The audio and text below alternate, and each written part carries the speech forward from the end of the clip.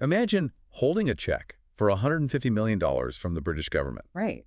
You have a wait list of Hollywood celebrities desperate to buy your product. Yep. And, you possess the most iconic car design of a decade.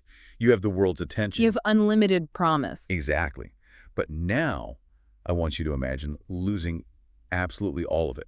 Losing it to unpainted metal, a labyrinth of Swiss bank accounts, and an FBI cocaine sting. It is a staggering contrast. It really is. Welcome to this deep dive. Today, we are undertaking a rigorous forensic investigation into the DeLorean Motor Company. And we should be clear up front, this is a narrative not of a time-traveling cinematography icon, but of monumental corporate ambition, geopolitical maneuvering, and, well, spectacular, catastrophic collapse. Right. We are examining an enterprise that rose from the rigid corporate structures of Detroit, consumed hundreds of millions of dollars, and then just disintegrated into dust within a few turbulent years. The contrast between the cultural mythology of this vehicle and its stark, factual reality is absolute. We will not be discussing movie magic today. No. We are relying strictly on the historical documents, the government audits, the court transcripts, and the internal corporate records. Because when you strip away that cinematic veneer, the evidence reveals a company suffocated by severe engineering compromises, financial hemorrhage, and unparalleled hubris. So to understand the sheer magnitude of this failure, we are explicitly dividing this investigation into two distinct halves. Which is really the only logical way to process this volume of data. Right. In the first half, we will trace the meteoric rise and the strategic masterstrokes orchestrated by John Z. DeLorean. We'll look at how he weaponized his own departure from General Motors to secure unprecedented sovereign wealth and assemble an automotive dream team. And then in the second half, we will forensically deconstruct the rapid, crushing decline of the enterprise. The exact mechanics of how a global sensation fell apart almost overnight. It is a trajectory of extreme acceleration followed by a terminal collision with macroeconomic reality. Look, to truly grasp how DeLorean convinced the world to fund his vision, we have to start with the catalyst. His departure from General Motors. Yes, his unprecedented, highly controversial departure. Let's set the stage for you here. By April 1973, John DeLorean is not some fringe garage-based entrepreneur. He is the youngest division head in the history of General Motors. He was a titan. He was. This is the man who engineered the Pontiac GTO.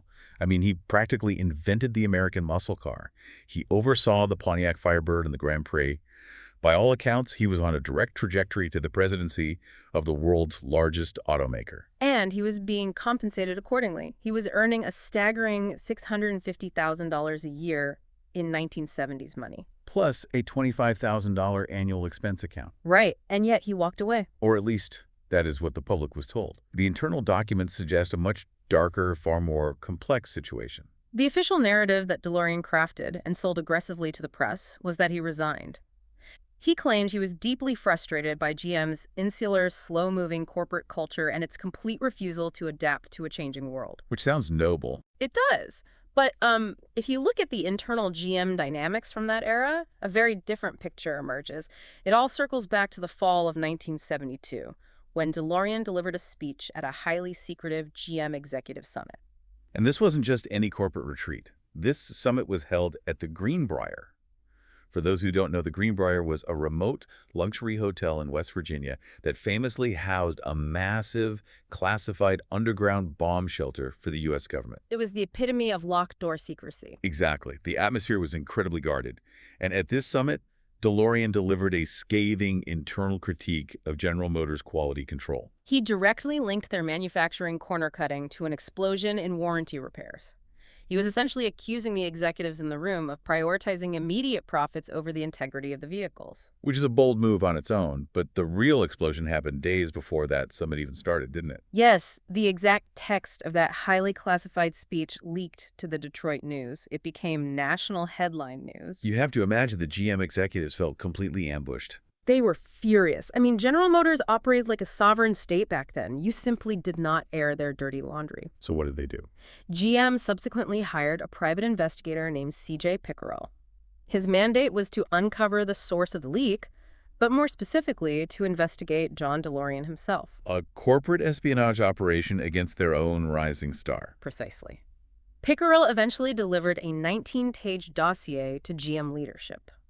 According to William Haddad, who would later become a vice president at the DeLorean Motor Company, this dossier contained highly damaging allegations regarding DeLorean's personal life and business dealings. And more importantly, it strongly suggested that DeLorean himself was the one who orchestrated the leak to the press. Yes. Following the delivery of this dossier in April 1973, GM abruptly announced his resignation. The corporation never offered any further comment. They paid out his bonuses and aggressively framed it as a standard, amicable departure. Which brings us to a fascinating analytical crossroads.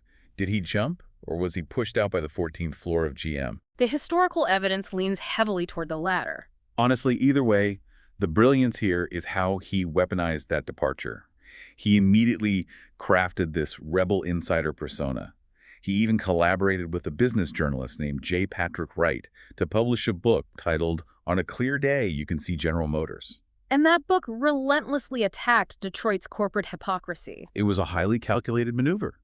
By seizing complete control of the narrative, he positioned himself as the ultimate automotive apostate. He was the insider who saw the corruption and walked away on principle. He publicly decried what he called the grotesque monsters that Detroit was producing. You know, the heavy, unsafe, fuel-guzzling land yachts. And in their place, he proposed a radical alternative, an ethical sports car.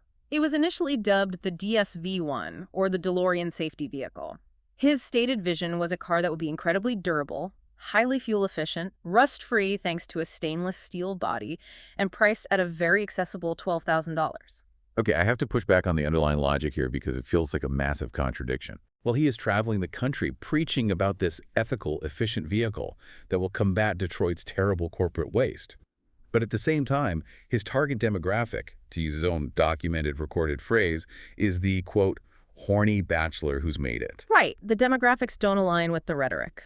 Exactly.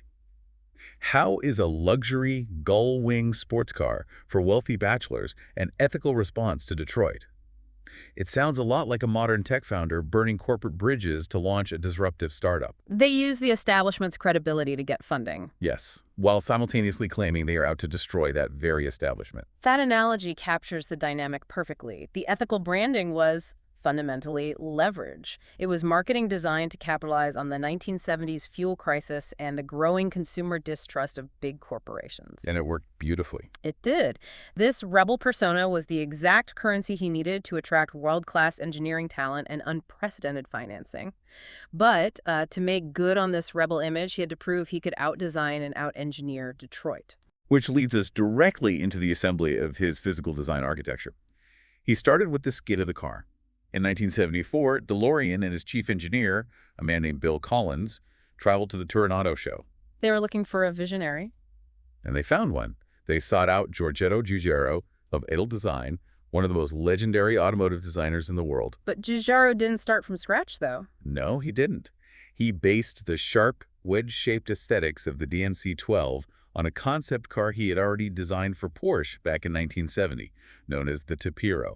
It looked like a spaceship. It was striking. But drawing a beautiful wedge on a piece of paper does not give you a functional automotive chassis. That is precisely where the dream met its first major physical hurdle. The original engineering plan drawn up by Bill Collins called for a revolutionary chassis, produced from a material called elastic reservoir molding, or ERM. ERM, what exactly was that supposed to achieve? The theory behind ERM was that it would be a lightweight, crash-resistant plastic composite, essentially sandwiching a foam core between layers of resin and fiberglass. It sounded like the future. But I imagine the reality of manufacturing it was different. Entirely different. The technology was completely untested on an automotive scale and ultimately proved completely unsuitable for mass production.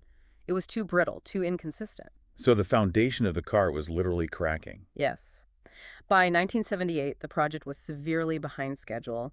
The ERM chassis was a dead end, and DeLorean needed an emergency rescue operation. So to save his sinking ship, he turns to Colin Chapman, The legendary founder of Lotus Cars. and the Team Lotus Formula One racing team. I mean, he is a genius of automotive physics. But the parameters he was given seem completely insane. They were. Chapman was handed an impossibly tight window. Just 25 months to completely re-engineer this vehicle from the ground up for mass production. 25 months is nothing in automotive development. What did Chapman do? He took one look at the project and realized immediately that the experimental ERM process had to be thrown in the trash.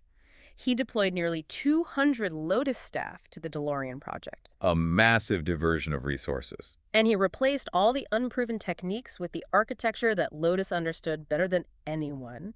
Chapman utilized a steel backbone chassis. Now, this is not a traditional unibody where the frame and the body are one piece. No, not at all. A backbone chassis is exactly what it sounds like. A solid steel spine running down the center of the car, branching out at the front and rear to hold the suspension and engine. It was derived directly from the Lotus Esprit. Okay, and over this spine. Over the spine, they placed a composite fiberglass underbody, manufactured using a process called vacuum-assisted resin injection, or VARI. I want to break down the friction here between Giugiaro's design and Chapman's engineering. I don't quite understand how this works in practice. It's a critical point of failure. Right, because Giugiaro designed the outer skin of this car years before Lotus was brought in to engineer the skeleton. If you are retrofitting the physical architecture to a pre-existing aesthetic shell, aren't you essentially shoving a square peg into a round hole? You are. Doesn't that defy basic automotive physics? It is a massive fundamental engineering compromise. In traditional automotive design, the chassis and powertrain packaging are developed in tandem with the exterior styling. They evolve together. Exactly. But here, because the stainless steel skin contours and the gull-winged doors were already finalized and locked in as the brand's identity, Lotus had to force a functional chassis, a complex suspension system, and an entire powertrain into a highly restrictive, unchangeable envelope. And what was the mechanical cost of that restriction? This strict envelope dictated the relocation of the engine to the extreme rear of the vehicle, sitting entirely behind the rear axle. That drastically alters the weight distribution, the center of gravity, and the handling characteristics. So the car's shape is actively fighting its mechanics. What you are observing is a classic, fatal example of form dictating function to the vehicle's immense detriment. But man, that form was undeniably compelling. Let's talk about the exterior materials, because this is what everyone remembers. The car was clad in 304 grade brushed stainless steel panels. Which were affixed over that Lotus fiberglass underbody. Right. And then there were the gull-wing doors. Those doors seem like an absolute nightmare to engineer for a mass-market vehicle. They were an extreme challenge. Other manufacturers had attempted gull-wing doors before. Mercedes used them on the legendary 300 SL in the 1950s, but those doors were very lightweight aluminum. And the Bricklin SV1 used them in the 70s. Yes, but the Bricklin relied on hydraulic pumps, which were incredibly slow, heavy, and notoriously prone to trapping passengers when they failed. A literal safety hazard. DeLorean's problem was that 304 stainless steel is remarkably heavy. He required these massive, heavy doors to open quickly, safely, and effortlessly. The solution ultimately had to come from the aerospace industry. Aerospace. So they had to look outside the car industry entirely to make the doors open. Yes. Grumman Aerospace was brought in to engineer the lifting mechanism. The military contractor. Exactly. They developed cryogenically preset torsion bars. Cryogenically preset? How does that even work? Well, a torsion bar is essentially a metal rod that acts as a twisting spring. By cryogenically freezing the steel during the manufacturing process, they lock the molecular structure of the metal. This allowed it to withstand immense twisting forces without losing its spring memory over time. That is incredibly advanced metallurgy for a consumer vehicle. It was. These torsion bars, which were manufactured in the UK by a company called Umbraco, worked in tandem with standard gas-charged struts. Together, they bore the tremendous weight of the stainless steel doors, allowing them to glide upward with minimal effort. And contrary to the popular myth that you'd be trapped in a tight parking spot, they were actually highly functional in tight spaces. That's right. Because of where the hinge was placed on the roof, the doors only required 11 inches of side clearance outside the line of the car to open. You could park closer to another car than you could with standard doors. But engineering aerospace-grade cryogenics and stainless steel stamping doesn't come cheap. No, it doesn't. DeLorean calculated he required $175 million to develop the car and build the manufacturing plant. Where does someone get that kind of capital in the late 1970s? This brings us to what might be John DeLorean's most audacious maneuver, his geopolitical financial masterstroke. He didn't just go to a bank. No, he initiated a highly aggressive, multifaceted capital acquisition strategy. First, he went to the people who knew the car business. He secured investments from 343 independent auto dealers across the United States. Raising roughly $10 million. Exactly. In exchange, they got stock and the right to be priority dealerships.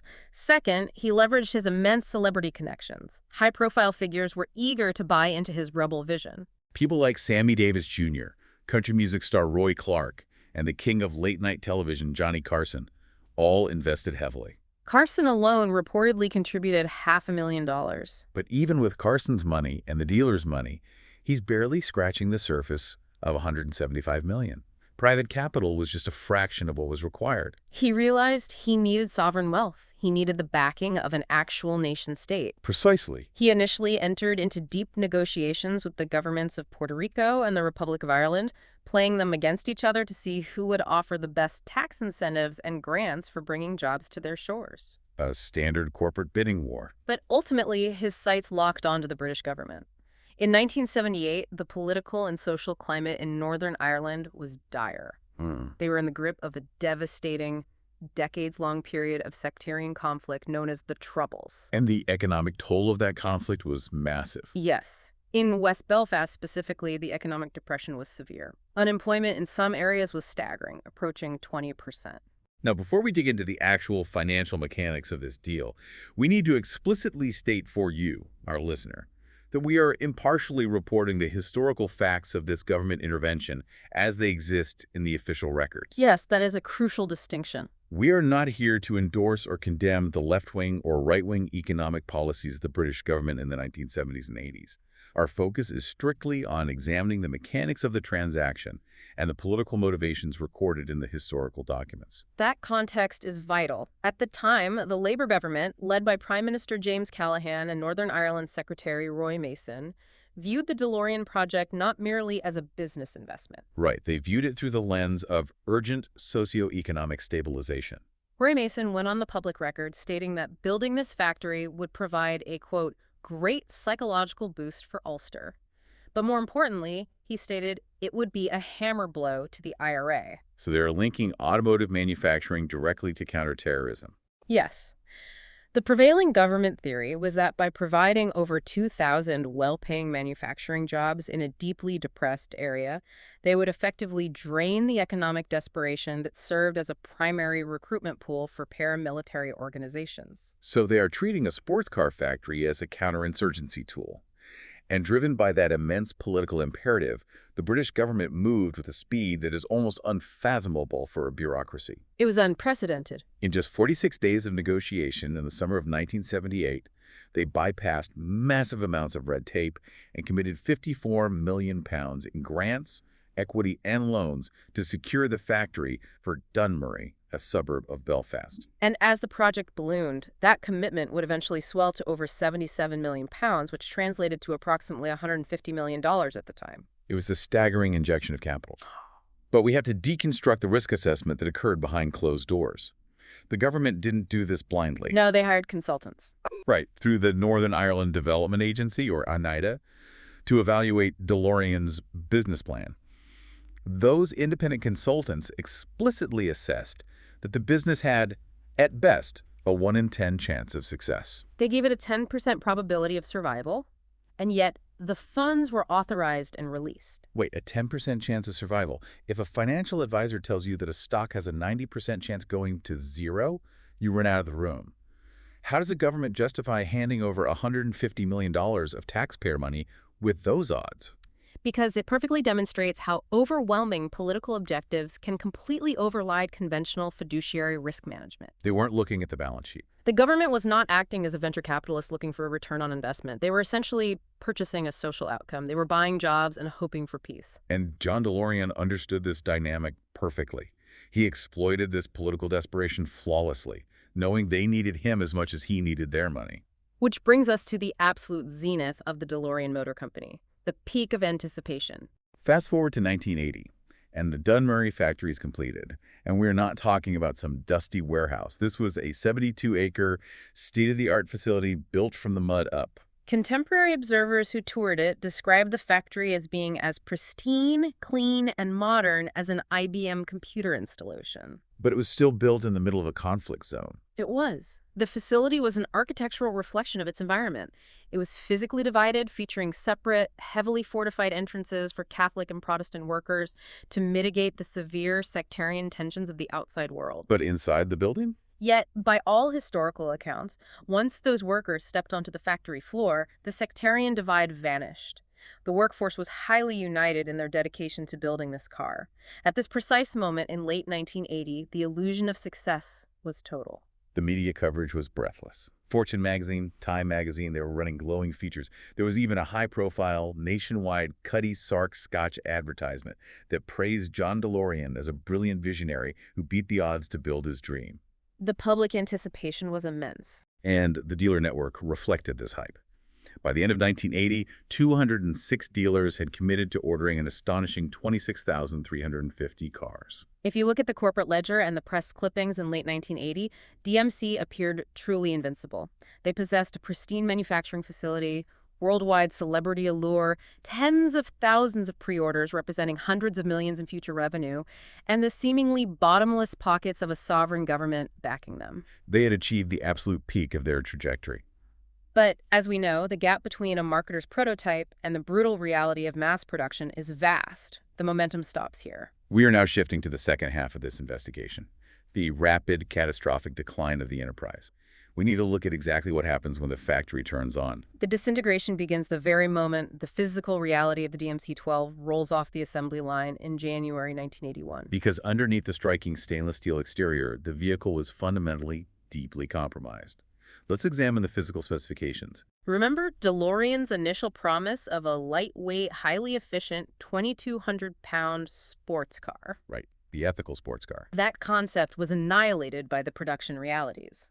Once Lotus added the heavy steel backbone chassis and the thick fiberglass underbody and the stainless steel panels and those cryogenically hinged doors, the curb weight ballooned to a heavy 2,801 pounds. That is a massive weight increase. And that excess weight violently compounded the primary engineering failure of the entire project, the powertrain. Let's talk about the engine. Because the initial engine concepts had been radical.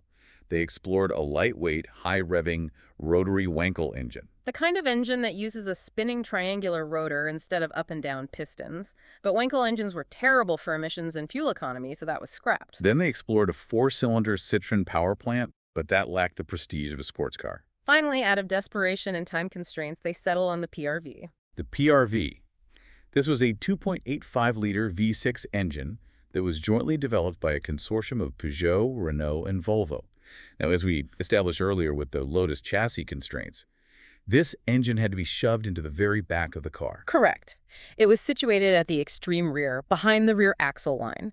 This resulted in a 3-5-65 front-to-rear weight distribution. Meaning 65% of the vehicle's weight is resting on the back wheel. Exactly. From an engineering standpoint, placing nearly 70% of the vehicle's mass behind the driver creates a severe pendulum effect during cornering, making the handling incredibly unpredictable for the average driver. A dangerous flaw for a high-performance vehicle. But the fatal flaw wasn't just the placement, it was the output. I am looking at these engine specs, and it honestly doesn't make sense. It's a 2.8-liter V6, which isn't tiny, but the official output was only 130 horsepower. My modern daily commuter car has more horsepower than that. How did a luxury sports car engine get choked down to 130 horsepower? The culprit was the stringent United States emission standards of the early 1980s. To legally sell the car in the U.S. market, which was their primary target, the PRV engine had to be heavily modified. What kind of modifications? They fitted it with catalytic converters and what was known as lambda equipment. The lambda sensors monitor the oxygen in the exhaust to adjust the fuel mixture, while the catalytic converters force the exhaust gases through a restrictive honeycomb of precious metals to burn off pollutants. So they're bolting on heavy, restrictive environmental controls onto an already heavy car. Yes. While excellent for the environment, these early emission systems created immense back pressure. They essentially suffocated the engine's airflow. For a vehicle weighing over 2,800 pounds, 130 horsepower is drastically, dangerously insufficient. The resulting performance was abysmal, especially for the sports car market it was trying to disrupt. According to instrumental testing by Road and Track magazine at the time, a DMC-12 equipped with the 3-speed automatic transmission took a sluggish 10.5 seconds to reach 60 miles per hour. It was embarrassingly slow. That just doesn't make sense to me. It sounds like they basically put a lawnmower engine inside a fighter jet. The basic physics of the vehicle simply could not cash the checks written by its aggressive aerodynamic styling. Your analogy highlights the exact friction of the product. The car aggressively projected velocity, but mechanically delivered lethargy. Furthermore, the foundational economic promise of the car was equally shattered. The pricing. Yes. The vehicle was famously named the DMC-12 to reflect its intended $12,000 price point, but by the time it finally reached the market in 1981, ravaged by inflation and skyrocketing development costs, the suggested retail price had ballooned to $25,000. To put that into perspective, adjusted for inflation, that is well over $70,000 today. It was suddenly competing in the exact same price bracket as the Porsche 911 and the Chevrolet Corvette, but with a fraction of their performance and racing pedigree. But the performance deficit was only one facet of the disaster. Even if it was slow and expensive, a luxury car still needs to be built flawlessly. Right. We have to look at the logistics of the launch and the massive quality control crisis that was erupting in Belfast as these cars were being built. We must look at the human element in Dunmurry. The workforce in Belfast, while highly enthusiastic and grateful for the employment, was entirely inexperienced. The vast majority of these workers had never set foot inside an automotive manufacturing plant, let alone attempted to build a highly complex, unconventional vehicle featuring experimental composite materials and a stainless steel skin. And the rush to market was intense. They were burning cash, and DeLorean needed to appease investors by getting cars onto boats immediately. But that accelerated schedule, paired with a green workforce, resulted in catastrophic build quality. The early models rolling off the line were plagued with severe, almost comical defects. We were talking about wildly inconsistent panel gaps, door seals that leaked in the rain, and interior dye from the floor mats physically rubbing off and ruining passenger shoes. The exterior materials themselves presented unique daily nightmares on the assembly line.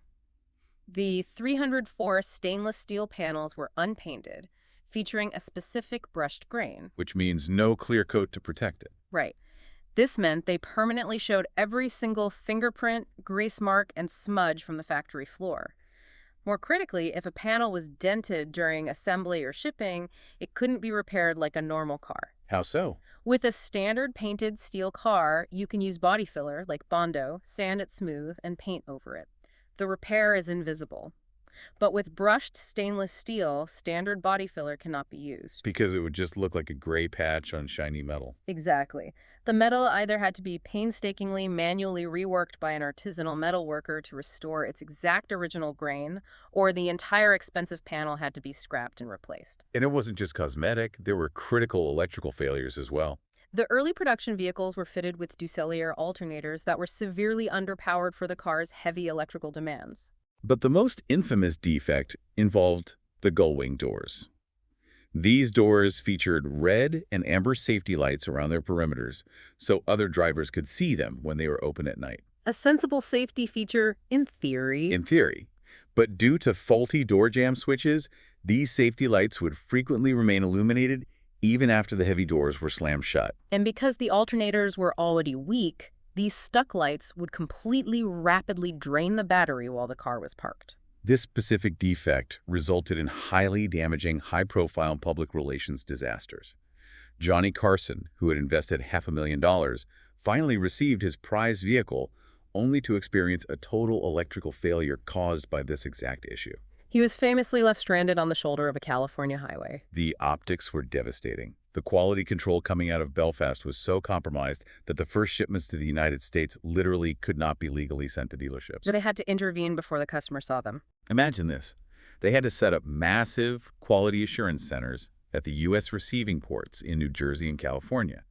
They were routing brand new cars off the cargo ships directly into warehouses, requiring millions of dollars and thousands of specialized man-hours and total rebuilds just to make the cars sellable. They were paying to build the car twice. Exactly. This is the fatal, inevitable consequence of aligning an untrained workforce with an accelerated production schedule for a non-traditional vehicle architecture. You cannot rush aerospace engineering and bespoke metalwork. No, you can't. But as crippling as the mechanical and production failures were, they were soon eclipsed by a severe macroeconomic storm that no one at DMC could control. So they are already bleeding money fixing doors at U.S. ports. But even if they could fix the cars perfectly, they were about to hit an economic brick wall. What exactly was happening in the broader economy in late 1981? The United States, which was DMC's lifeline and primary market, entered a severe automotive recession. The Federal Reserve aggressively spiked interest rates to combat inflation. And how did that impact DeLorean? This had a devastating twofold effect. First, consumer borrowing became wildly expensive, instantly chilling the sports car market. Compounding this, the U.S. experienced an exceptionally harsh winter in 1981, which historically depresses rear-wheel drive sports car sales even further. So the early speculators who had initially paid premiums over the sticker price evaporated overnight. And this triggered a catastrophic collapse in the supply chain. We need to talk about floor plan financing, because this is how the auto industry actually works. Dealerships don't buy their inventory with cash. They use floor plan financing. Which is essentially a line of credit. Right. Think of it like a massive credit card the dealership uses to buy cars from the manufacturer.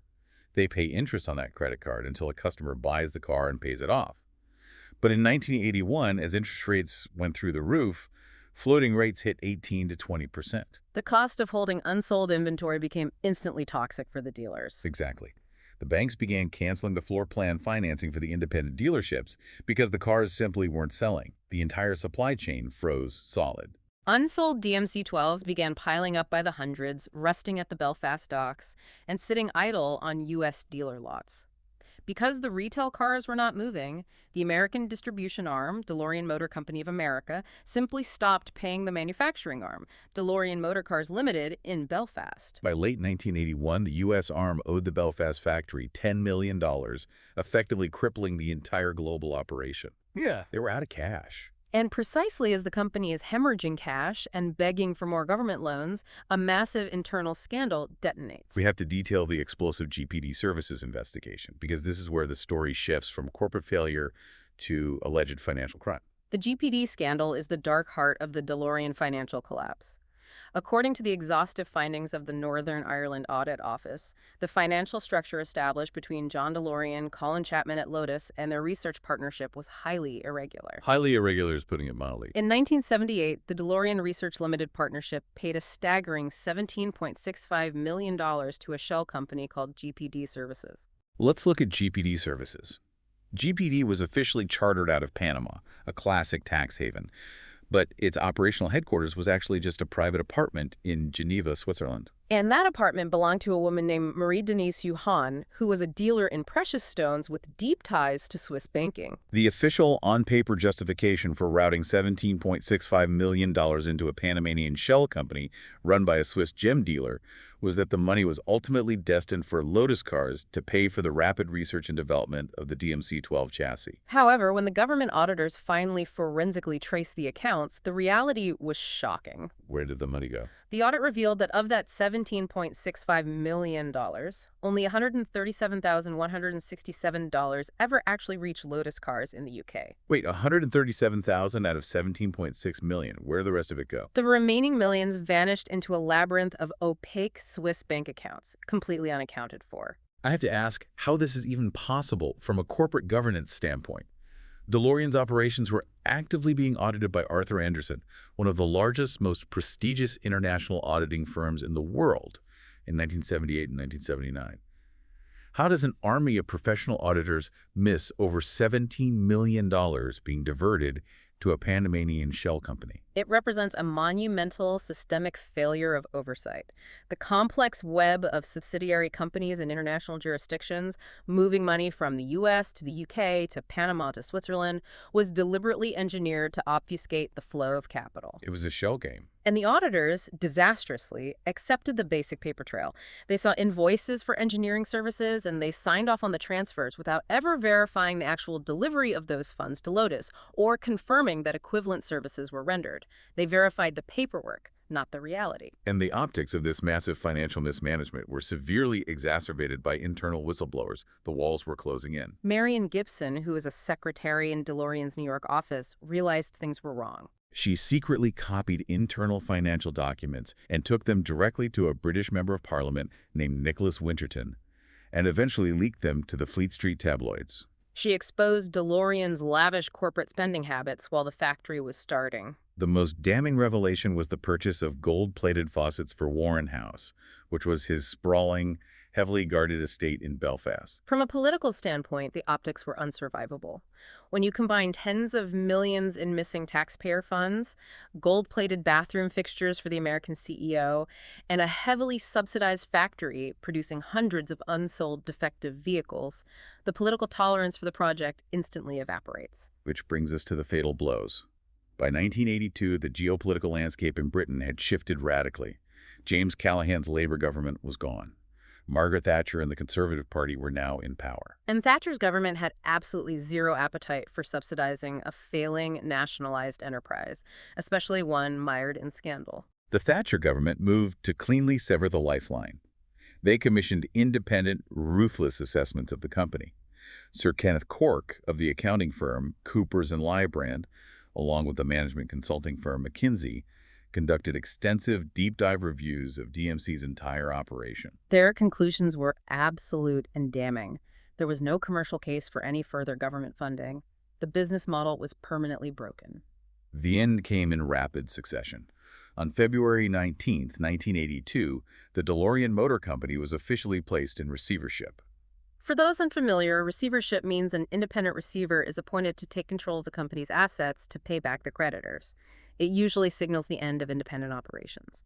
The factory struggled on a skeleton crew for a few agonizing months, desperately attempting to find a private buyer to bail them out, but the situation was terminal.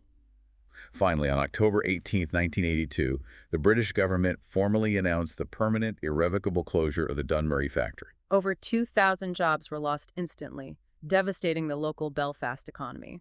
The formal closure of the factory was a devastating administrative blow, but the ultimate spectacular catalyst for the total collapse of the DeLorean empire occurred merely hours later, thousands of miles away from the quiet factory floor in Belfast. It is almost cinematic in its tragedy. On October 19, 1982, literally the day after the factory is ordered closed, John DeLorean is arrested at the Sheraton Plaza Hotel in Los Angeles.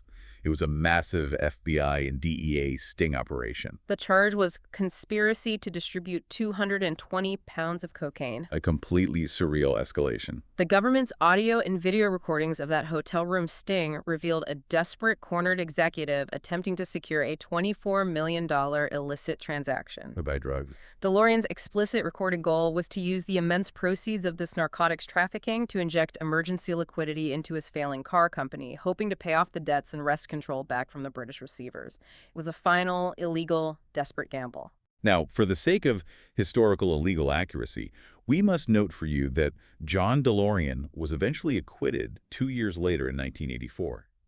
His legal defense successfully argued entrapment. The jury decided that the government informants had unduly coerced and threatened a desperate man into the scheme. But the legal victory was irrelevant to the company. The damage was immediate, catastrophic, and terminal. The arrest broadcast around the world shattered whatever microscopic shred of credibility the company still possessed. Any potential investors instantly fled. The remaining assets were immediately frozen by the courts, and the enterprise plunged past receivership into total bankruptcy and liquidation. The remaining inventory of unsold cars, spare parts, and tooling was auctioned off for pennies on the dollar to a liquidation firm called Consolidated International. The physical remnants of this massive $150 million dream met an incredibly grim end. Remember those massive heavy-duty body-stamping dies? Yeah. The immense steel molds used to form those iconic wedge-shaped stainless steel panels? They were so large and heavy they were deemed useless for anything else. They were sold off as scrap metal. According to multiple historical reports from the liquidators, those exact stamping dies eventually ended up at the bottom of Ards Bay in Connemara, Ireland, being used as heavy anchors for commercial fishing nets. It is a staggering regression. From a state-of-the-art, IBM clean automotive revolution promising to change the world to literal scrap metal resting at the bottom of the ocean. It is the ultimate manifestation of the peak-to-dust trajectory. Our rigorous investigation of the historical facts confirms that despite the Hollywood mythology, the DeLorean Motor Company was structurally, financially, and morally insolvent long before the final collapse. And this brings us to a dark, lingering realization drawn directly from the evidence we've just spent the last hour analyzing. Consider the ultimate bitter irony of the DeLorean legacy. Thanks to a Hollywood script and a cinematic time machine, the DMC-12 is forever immortalized in global popular culture as the ultimate symbol of the future. It represents transcending the boundaries of time itself. Yet the factual, unyielding evidence from our investigation proves beyond a shadow of a doubt that the company was entirely destroyed by its total inability to survive its own present. Exactly. It was not defeated by the complex constraints of time travel. It was crushed by the mundane, earthly realities of untested supply chains, unfavorable exchange rates, standard contemporary economics, and the staggering weight of human hubris. The vehicle of the future could not survive 1982. We thank you for joining us on this grave historical investigation. Until the next deep dive into the archives of collapse, farewell.